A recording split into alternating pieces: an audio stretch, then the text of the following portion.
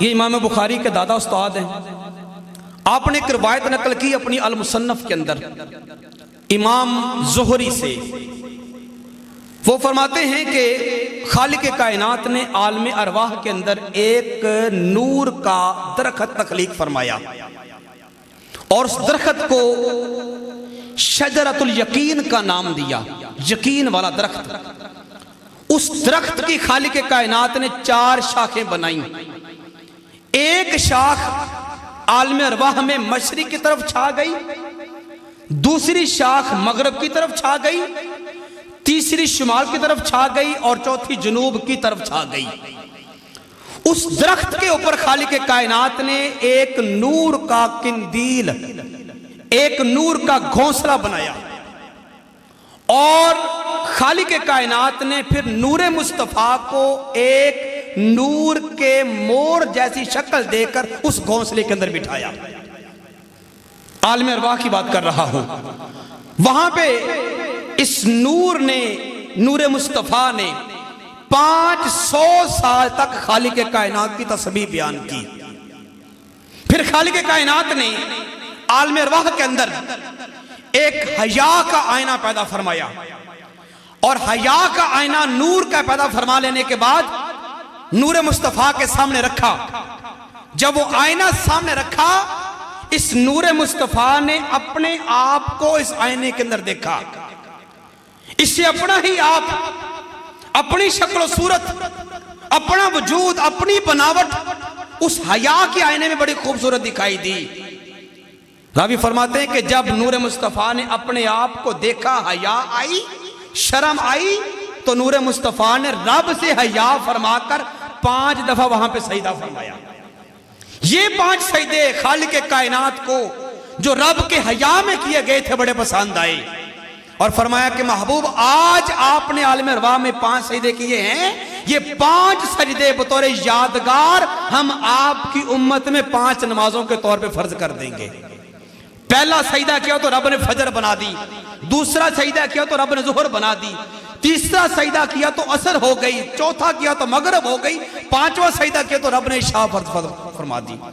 5 سجدے خالق کائنات نے امت کے نام یہ سرکار کی ادا کو زندہ رکھتے ہوئے فرما دیے.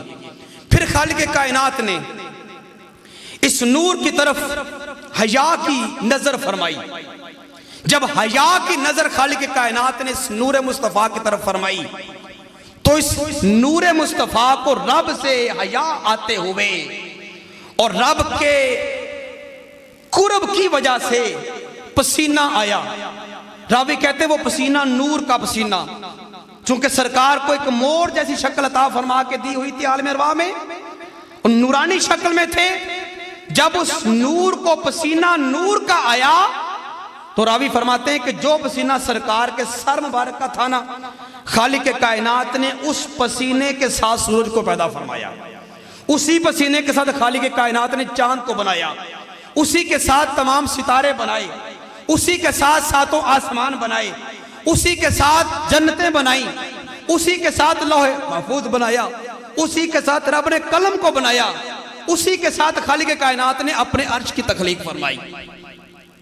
اور جو پسینہ سرکار کے سینہ مبارک کے اوپر آیا تھا, اس پسینے کو جب اکٹھا کیا, اس پسینے کے جب قطروں کو اکٹھا کیا گیا, سرکار کے سینے کے پسینے کے قطرے 1,24,000 تھے.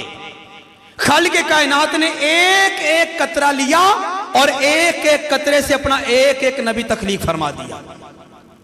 ایک قطرے سے آدم کو بنایا, دوسرے قطرے سے نوح کو بنایا, تیسرے سے ابراہیم کو بنایا, چوتھے سے شیش کو بنایا, 5ویں سے آدم کو بنایا, 6ٹھے سے ابراہیم کو بنایا, 7ویں سے عیسیٰ اور موسیٰ کو بنایا. الغرض 1,24,000 قطرے سرکار کے سینہ کے پسینہ کے تھے. خالق کائنات نے تمام قطروں کو اکٹھا کر کے اپنے انبیاء اکرام کی روحوں کو تخلیق فرما دیا. پھر خالق کائنات نے جو پسینہ آپ کے کانوں کے اوپر آیا ہوا تھا, اس پسینے کے ساتھ خالق کائنات نے تمام دنیا کے مجوسی, تمام عیسائی اور تمام نصرانیوں کو پیدا فرمایا. اسی طرح جو پسینہ سرکار کے چہرے مبارک کے اوپر آیا ہوا تھا, اس پسینے کے ساتھ خالق کائنات نے قیامت تک آنے والے جتنے بھی مومن مرد اور جتنے بھی مومن عورتیں تھیں تمام کو تخلیق فرمایا۔ یہ سرکار کی خیرات ہے، جس کو جو ملا سرکار کے صدقے سے ملا۔ عالم ارواح میں سرکار کو نورانی حالت میں جب رکھا اور جب رب نے حیا کی نظر فرمائی اور جب اسے پسینہ آیا، رب سے حیا کی وجہ سے اس پسینے سے خالق کائنات اس کائنات کی تخلیق فرما رہا ہے۔ حضرات ذوالفقار